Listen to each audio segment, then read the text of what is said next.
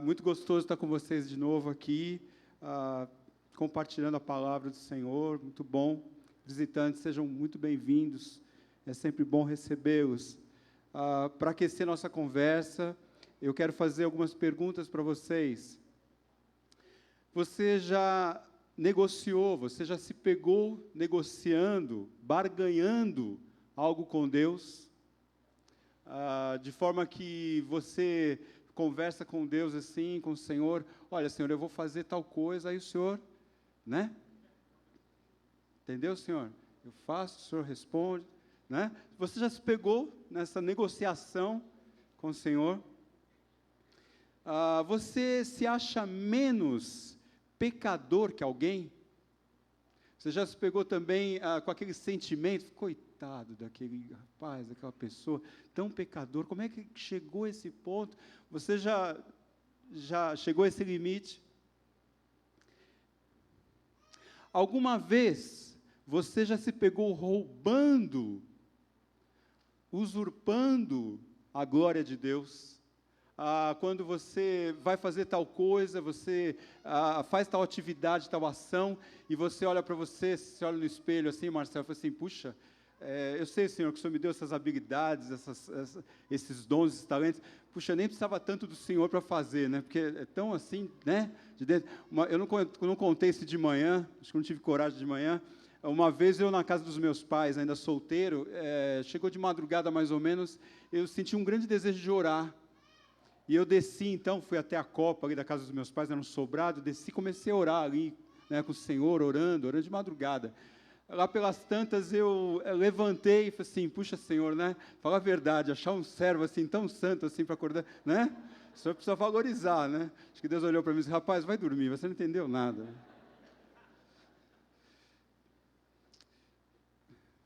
Quais têm sido os seus pedidos a Ele? Se você fosse lembrar um pouco dos pedidos que você tem feito a Deus, quais são as características desses pedidos? Você consegue puxar isso nessa memória? Você já checou as motivações que o levaram a fazê-los? Ou seja, às vezes a gente tem pedidos legítimos, nobres, mas se eu for checar as minhas motivações a esses pedidos, será que quais seriam, quais foram as motivações para esses pedidos? Estamos na nossa série Andando com Cristo. Hoje nós temos o nosso penúltimo encontro Andando com Cristo. Para mim foi muito importante, muito relevante essa série na minha vida. Teremos o último encontro, então, domingo que vem, mas foi muito gostoso, muito importante para a minha vida, espero que para a sua também. E hoje nós vamos nós vamos fazer um contraste entre um pedido vaidoso e um pedido piedoso. Deixa eu falar um pouquinho mais sobre isso. Um pedido vaidoso, ele é regido com uma regência, né? Um regente. Ele é regido pelo meu próprio orgulho. Ele vem para satisfazer a minha própria carne, a minha vaidade. Todo pedido, ele tem como base alguns valores, eles são balizadores. Esses pedidos, eles vêm de desejos, e eu preciso ter desejos, os desejos me impulsionam, os desejos me motivam, eles são vetores. Só que quando esses pedidos, eles são um pedido vaidoso, que vem satisfazer a minha carne, ele me leva a seguir o meu próprio eu e os meus próprios propósitos. Já um pedido piedoso, fazendo contraste, a diferença, um pedido piedoso, ele é regido por um genuíno quebrantamento do Senhor. É algo que Deus vai até o meu íntimo ali e me quebranta, é a ação dele. As bases desse pedido são bases do reino, bases que vêm do alto, valores que vêm do alto. Eles são norteadores também, eles são vetores para eu seguir não a mim mesmo, mas para seguir a Cristo. Eu sigo a Cristo quando eu sigo esses vetores. Eu sou impulsionado por esses desejos que vêm do alto. E aí, o meu objetivo é chegar aos propósitos de Deus para a minha vida, aos propósitos eternos para a minha vida. Ok. Quero que então que, por favor, você abra sua Bíblia em Marcos. Nós vamos para o capítulo 10, agora sim nós vamos para o capítulo 10. Vamos ler dos versículos 35 a 45. Marcos 10. Leremos os versículos 35 a 45, são 10 versículos.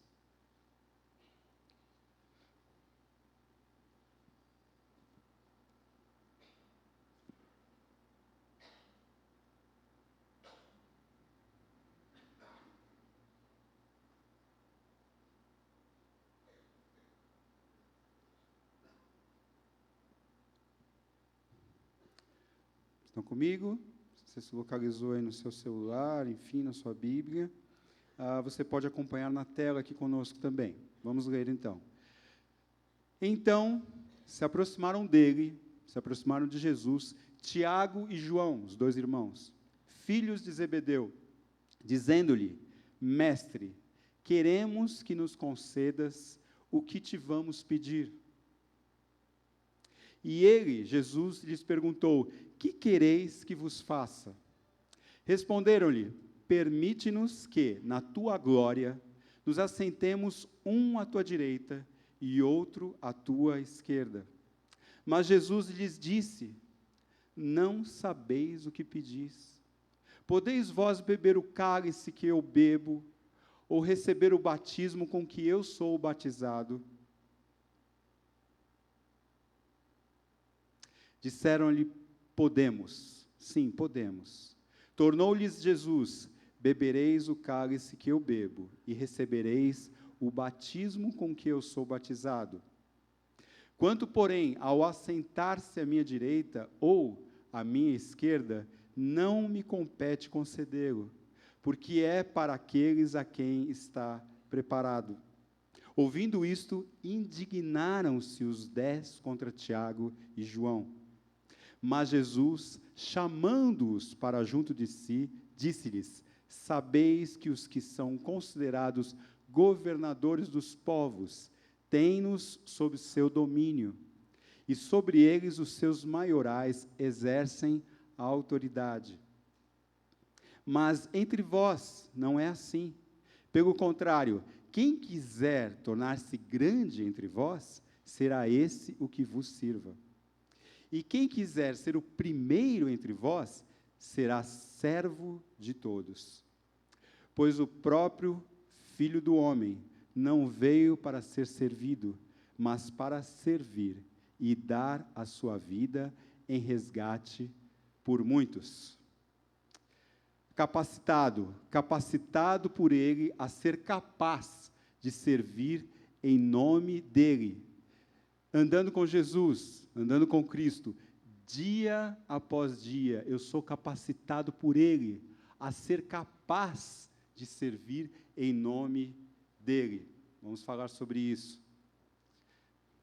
Nessa porção dos versículos 35 a 45, eu dividi essa porção toda em 4 blocos, em 4 partes, para que a gente possa ser mais fácil, para que a gente possa compreender o texto com maior facilidade.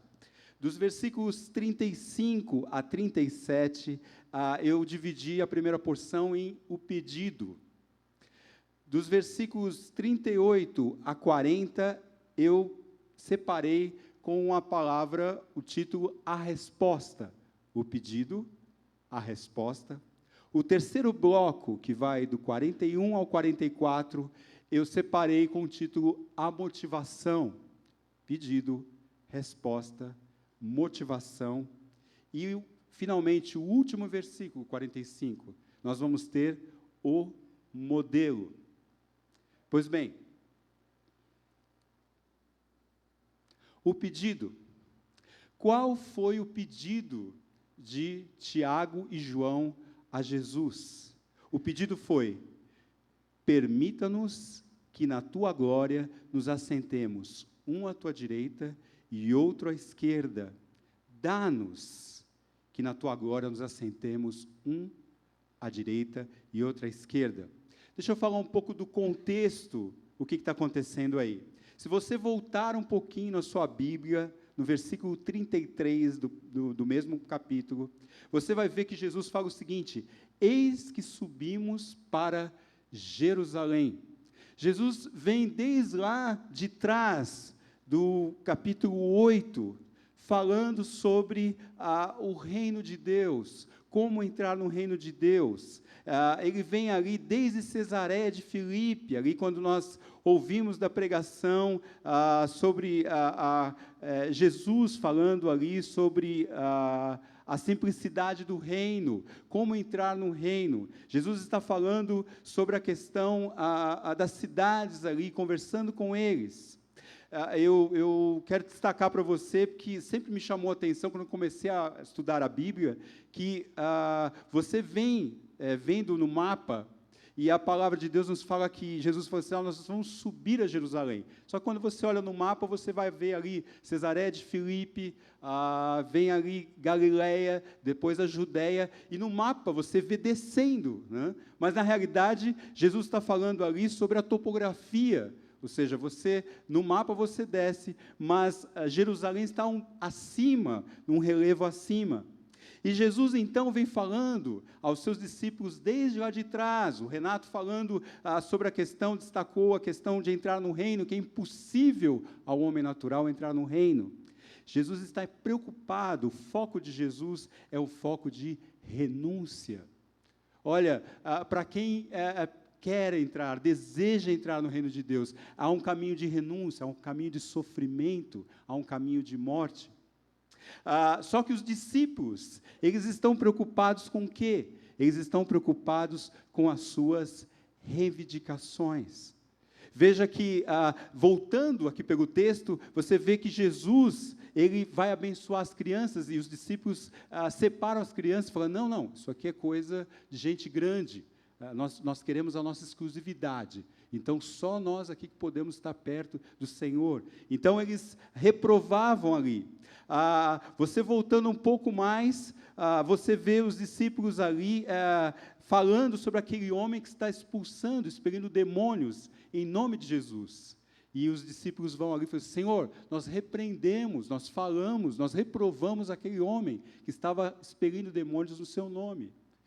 Então, os discípulos, eles queriam o quê?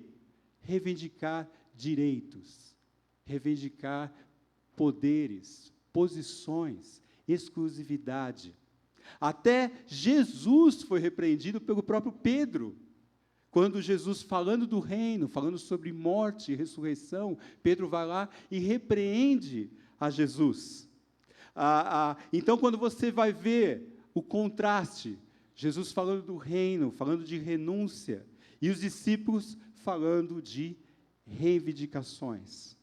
Bom, nesse nosso primeiro bloco, então, que é o pedido, a palavra-chave que eu estou destacando aqui é a palavra que a primeira palavra que a criança aprende a falar. Qual que é? Dá. Dá-nos, Senhor. Dá-nos. Essa é a primeira palavra. No segundo bloco, nós temos, então, a resposta. Qual foi a resposta de Jesus ao pedido dos discípulos? Você vê aí no versículo 38, não sabeis o que pedis. Quando Jesus fala não saber, Jesus está falando assim: vocês não têm discernimento do que vocês estão pedindo, vocês não têm entendimento do que vocês estão falando. Jesus está falando de novo sobre sofrimento e morte. Ele está falando diferente dos versículos que você vê os discípulos falando sobre destaque e prestígio. Para você entender bem, você voltando, e nos facilita aí a numeração dos capítulos, 8:31 e 9:31, Jesus falando sobre morte e ressurreição, sofrimento e morte. E Jesus então pergunta para eles: vocês podem beber do cálice que eu bebo? Vocês podem ser batizados do batismo que eu sou batizado? E essa palavra, essa frase, ela é uma frase hebraica que significa: vocês podem partilhar do mesmo destino que eu. E qual foi a resposta dos discípulos? Qual foi? Sim, nós somos capazes. Você e eu somos capazes de partilhar o mesmo destino do Senhor. Você se acha capaz, eu me acho capaz de partilhar o mesmo caminho de sofrimento e de morte. Veja só aqui, no versículo 35 do capítulo 8, 34, Jesus fala o seguinte: se alguém quer vir após mim, a si mesmo se negue, tome a sua cruz e siga-me. O Renato destacou na última pregação aqui que para o homem é impossível entrar no reino de Deus por ele mesmo. Pois bem, para que nós possamos seguir a Cristo, para que nós possamos partilhar dos mesmos sofrimentos que Ele, é impossível humanamente eu fazer isso. Mas os discípulos estão falando para Jesus: não, nós somos capazes sim. Nós, com as nossas próprias forças, nós somos capazes de fazer isso. Então, a palavra-chave do segundo bloco, que é a resposta, é capaz. Você é capaz de seguir a Cristo. Eu sou capaz. Primeiro bloco, então, nós temos o pedido. Dá-me, ou a frase dá-nos. A palavra-chave do segundo bloco é: você é capaz, pelas suas próprias forças, você é capaz de fazer isso. Agora Jesus, então, desvenda a motivação dos discípulos. E ele, então, fala sobre qual é a sustentação. Você lembra que todo o pedido, ele tem uma base, ele tem uma sustentação. Ele é regido por quê? Que valores estão sustentando esses pedidos, esses desejos? Esses desejos, esses pedidos estão me levando a seguir quem? O meu próprio eu? Ou estão me levando a seguir a Cristo? Bem, o versículo 41 diz que os discípulos, os outros 10 discípulos, ouvindo isso, eles fizeram o quê? Eles se indignaram. Por que você acha que os discípulos, os outros 10, se indignaram? Se você pensar bem, Jesus, quando ele fala ali, no versículo 33, olha, eis que subimos para Jerusalém, o Filho do Homem será entregue aos principais sacerdotes e aos escribas, condená-lo-ão à morte e o entregarão aos gentios, hão de escarnecê-lo, cuspir nele, açoitá-lo e matá-lo, mas depois de 3 dias ressuscitará. Quando Jesus fala, eis que subimos para Jerusalém, Tiago e João já não escutaram mais nada. Eu imagino que um cutucou para o outro e falou assim: é agora. Mano, é agora que é o nosso momento. Porque quando fala de Jerusalém para os discípulos, eles já estão pensando no quê? Reino, o reinado de Jesus, ele sentado ao lado de Jesus, a posição, o destaque. E os outros discípulos, quando ouviram que Tiago e João foram à frente, eles se indignaram porque eles falaram o seguinte: escuta, nós estamos perdendo o campo, porque nós é que devíamos estar com Jesus ao lado dele, de direita à esquerda. Os discípulos, mais uma vez, estão se debatendo à procura de, reivindicando posições e destaques. Quero chamar um pouco a sua atenção, como que se dá isso? Eu fico pensando, por exemplo, de Jesus ali com os discípulos, eles eram uma equipe. Você consegue imaginar? Cada discípulo tinha uma característica, uma habilidade. Eu fico vendo, por exemplo, João. João era o discípulo mais carinhoso, o discípulo que se chegava mais ao peito de Jesus. Pedro já era mais destemido, mais atirado. Tomé era um discípulo que era mais sarcástico, que contava piadas ali. Cada um tinha uma característica, cada um tinha um destaque. E isso mexia com a vaidade de cada um. Se você olhar na sua família, por exemplo, a gente que é pai, você pode notar que os filhos, cada um tem uma característica diferente. Um é mais introspectivo, o outro é mais extrovertido. Um conversa mais, o outro gosta de tais coisas. Se os pais não ficarem atentos, você acaba dando atenção mais para um do que para outro. A gente estava conversando hoje de manhã, por exemplo, com uma mãe, e falando com ela, olha, é importante que você, com 2 filhos, você tenha tempo específico com cada filho, para que cada um possa ter atenção devida, possa dar atenção, o destaque de cada característica da personalidade. E assim nós somos. Na igreja acontece a mesma coisa. Cada um tem um dom diferente, uma habilidade diferente, distinta. Mas, eu quero fazer uma pergunta para você. Como eu posso conseguir que essas habilidades, esses talentos, esses dons, ao invés dele ser útil para o reino, ao invés dele atacar a minha vaidade, aguçar a minha vaidade, ele acabe sendo usado para o reino. Quero chamar a atenção que nós, com o nosso coração humano, a nossa tendência é que tudo que vem e é falado ao meu ouvido, isso vai aguçar o meu eu, concorda? Humanamente falando, eu não consigo reter. Se você falar para mim, olha, Eduardo, puxa, como a sua pregação foi muito boa, o que acontece com o meu coração, que é vaidoso? Jeremias 17:9 fala, olha, o coração do homem é enganoso, desesperadamente corrupto. A nossa tendência, como pessoas, como humanos, é que todas as habilidades que nós temos, elas acabam aguçando a nossa vaidade.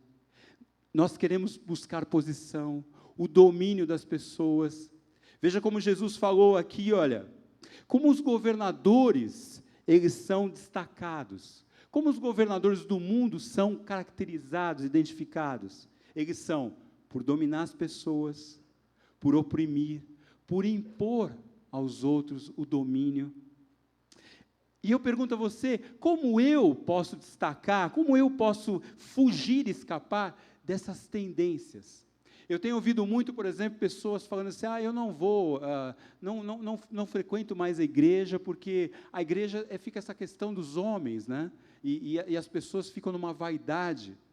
Eu concordo que é um grande desafio, mas se eu me deixar levar, e falar assim, então eu não vou mais participar, por causa da minha humanidade, a minha tendência à vaidade, eu estou dando margem a mais a quem? Continuo o meu próprio eu. Eu lembro quando eu dava aula, e me preparava grandemente para dar uma aula boa, estudava, preparava, e eu via que aquilo aguçava a minha vaidade.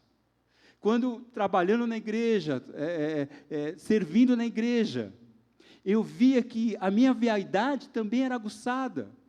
E eu pensava, às vezes, na minha mente, assim, então, isso é sinal que eu devo deixar o serviço na igreja, eu devo deixar de servir na igreja, mas eu pensava, não adianta isso. Isso não vai resolver, porque o fato de estar servindo na igreja, ou servindo, trabalhando, dando aula, isso da mesma forma vai aguçar a minha vaidade. E eu preciso tratar isso no Senhor.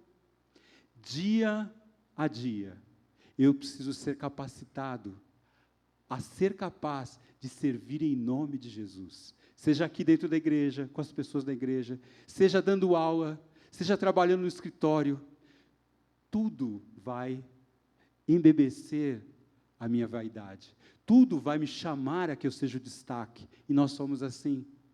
Tudo que nós fazemos, nós olhamos, e o nosso eu já fica aguçado.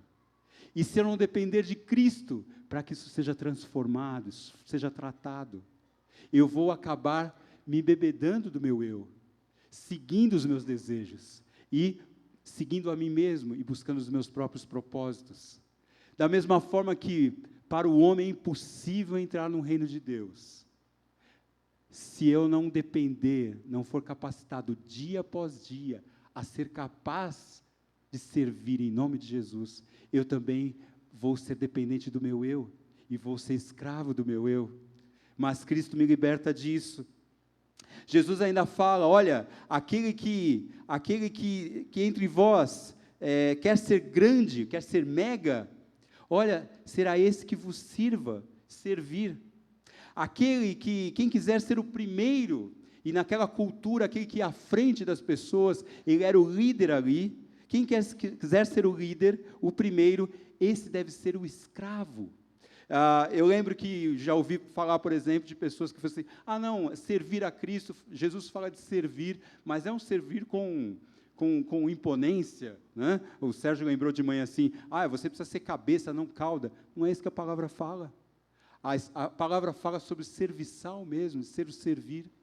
Eu quero chamar a atenção que na igreja, quando nós servimos, se você, de fato, servir ao Senhor, e aquela pessoa que serve, é impressionante que quando ela serve aos senhores e é capacitado, busca o quebrantamento genuíno do Senhor na sua vida, ela serve sem ninguém notar. Já viu isso? Você vê que essa pessoa, você vê os frutos desse servir dessa pessoa, mas você não nota essa pessoa. Se você, de fato, está disposto a servir o Senhor, primeiro você precisa buscar essa capacitação nele, dia após dia. E você pode ficar sossegado, que Jesus vai te usar grandemente, e você vai ser notado, não por você, não pelo seu eu, mas pelo que Cristo está fazendo na sua vida. Bom, a palavra-chave desse terceiro bloco, dessa terceira porção é servir. Primeiro bloco, o pedido, dá-nos. Segundo bloco, a resposta de Jesus. Vocês não sabem o que vocês estão pedindo. Vocês não têm discernimento do que vocês estão pedindo. Você é capaz? O terceiro bloco, a terceira porção, a palavra-chave é servir. O quarto e último bloco vem falar sobre o versículo do nosso texto todo do livro de Marcos. É o texto de 10:45, que é o tema do livro de Marcos. Ele fala o seguinte: pois o próprio Filho do Homem não veio para ser servido, mas para servir e dar a sua vida em resgate por muitos. Jesus, então, volta ao tema de morte e sofrimento. O resgate que Jesus está falando aí é o resgate escravo que era pago naquela época, que era um valor por dinheiro se você queria resgatar alguém. E Jesus então está falando, olha, eu estou dando a minha própria vida para que muitos possam ser resgatados. Mas, e o pedido piedoso? Onde está o modelo do pedido piedoso? Se você ver a sequência do texto de Marcos, no 46 em diante, Jesus começa a falar, Marcos começa a descrever a ida de Jesus a Jericó. E aí ele fala do cego de Jericó. Vocês estão lembrados da história dele? A história de um homem que estava ali mendigando, e ele então ouve sobre Jesus. E ele então começa a chamar ali de Jesus, pedir a compaixão. Há uma música que fala sobre isso, eu não sei se você conhece. Ela fala assim: num lugar perto de Jericó, mendigava um cego, assentado junto ao caminho, e ouvindo a multidão, perguntou o que se passava. E sabendo que era Jesus, clamou: Filho de Davi, tem misericórdia de mim.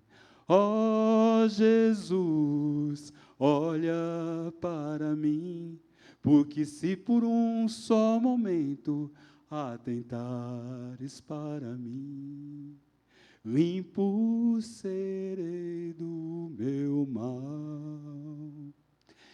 Jesus dá atenção àquele clamor. E ele fala: Filho de Davi, Jesus, tem compaixão de mim. Jesus, tem misericórdia de mim. E os discípulos, ainda buscando, reivindicando suas posições, reivindicando seus direitos, reivindicando a exclusividade deles. Não, fique quieto. Não, você está atrapalhando o mestre. Mas Jesus dá atenção àquele homem e chama.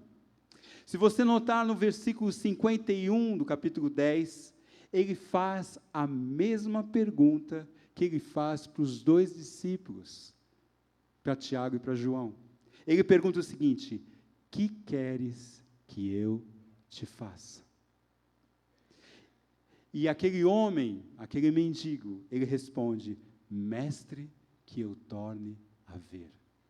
Senhor, que eu tenha a alegria que eu tinha antes. Senhor, eu preciso ser curado do meu coração. Senhor, a minha tendência é a minha ambição. A minha tendência é ter os meus desejos do meu eu, de satisfazer o meu eu. Senhor, eu preciso do Senhor. Eu preciso que o Senhor renove meu coração, que o Senhor filtre os meus desejos, filtre as minhas ambições, as minhas motivações. E Jesus, então, ali, ele declara àquele homem, aquele mendigo: vai, porque a tua fé te salvou. E Marcos declara aqui que imediatamente ele tornou a ver, e ele então, ele seguiu a Jesus. É claro, fica muito claro para nós, que quando as minhas motivações são do reino, as minhas motivações são do alto, aquele desejo vem do Senhor, um quebrantamento genuíno, e eu então vejo o fruto disso.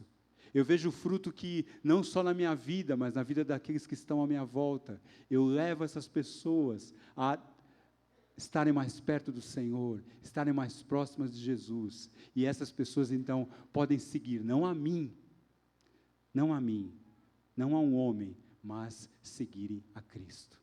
Vamos orar? Senhor, nós te louvamos, ó Deus, te agradecemos, porque a tua palavra, ela é viva, ela é eficaz. E, ó Deus, eu te peço por cada um que está aqui, Senhor, que o Senhor possa nos despertar, para que, de fato, ó Deus, nós, dia após dia, possamos ser capacitados a sermos capazes, ó Deus, de servir em Teu nome. Senhor, atua na nossa vida, Senhor, para que o nosso eu cada vez mais diminua, e o Senhor, ó Deus, possa ser refletido na nossa vida. Senhor, em nome de Jesus, trata o nosso coração, trata a nossa mente, trata as nossas motivações, para que, ó Deus, nós possamos buscar do Senhor aquilo que para nós, humanamente, é impossível, ó Deus, mas para o Senhor, ó Deus, é possível a transformação do nosso ser, a transformação do nosso eu. Em nome de Jesus que pedimos, em nome de Jesus, amém.